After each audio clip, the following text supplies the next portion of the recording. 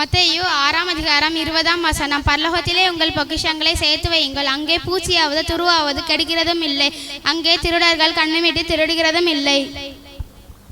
மத்தேயு 6:21 உங்கள் பொக்கிஷம் எங்கே இருக்கிறதோ அங்கே உங்கள் இருதயமும் இருக்கும்.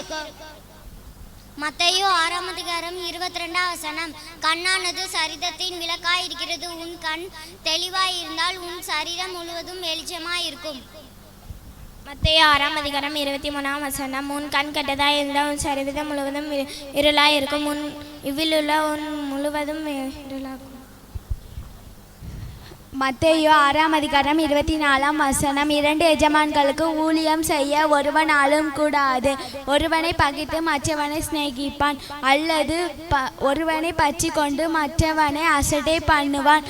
தேவனுக்கும் உலக பொருளுக்கும் ஊழியம் செய்ய உங்களால் கூடாது. மத்தேயு 6:25 ஆகையால் எண்ணத்தை உண்போம் எண்ணத்தை குடிப்போம் என்று உங்கள் ஜீவனுக்காகவும் எண்ணத்தை உடுப்போம் என்று உங்கள் சரீரத்திற்காகவும் கவலைப்படாதீர்கள் என்று உங்களுக்கு சொல்கிறேன். ஆகாரத்தை பார்க்கிலும் ஜீவனும் உடையை பார்க்கிலும் சரீரமும் விசேஷித்தவைகள் அல்லவா?